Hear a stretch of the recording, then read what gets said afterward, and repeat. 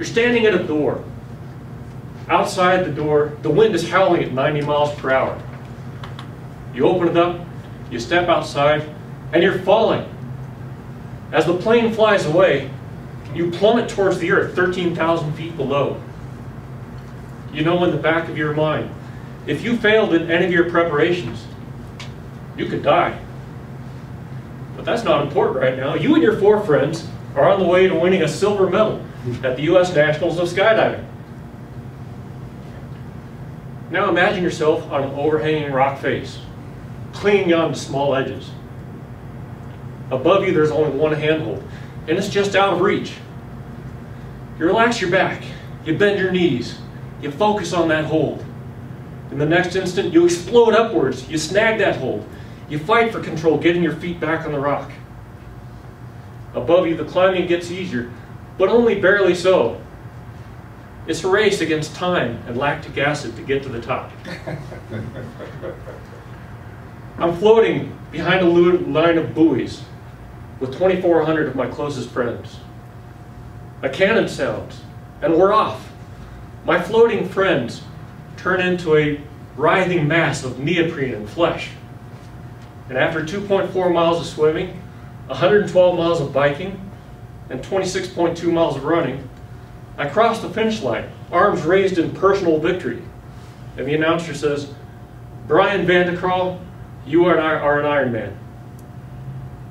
I know it's perilous, and it sounds extreme, but I assure you, I don't enjoy pain, and I don't have a death wish. If I had a death wish, I must be pretty bad at it because I survived nearly 4,000 skydives.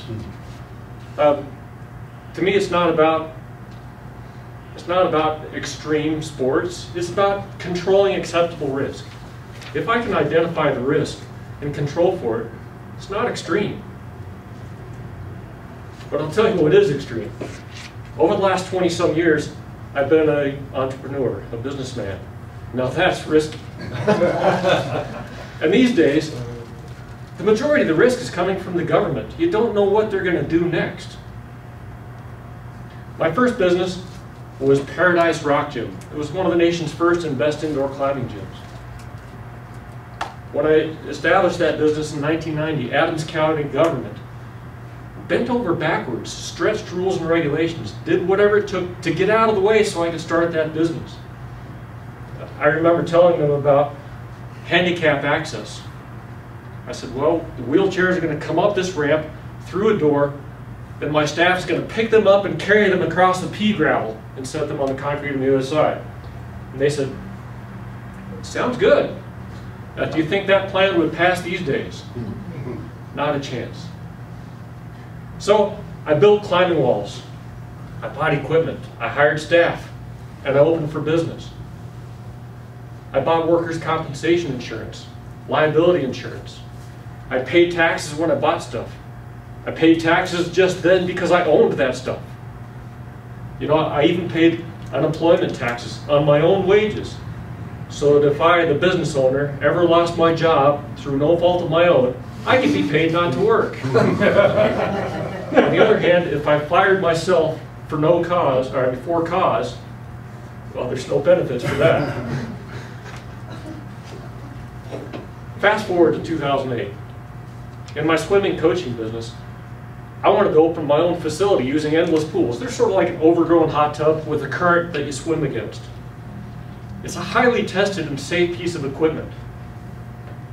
But the Tri-County Board of Health wanted me to spend thousands of dollars to modify each one of those pools to meet their requirements.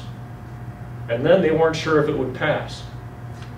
Meanwhile, unemployment insurance went up. Workers' compensation went up.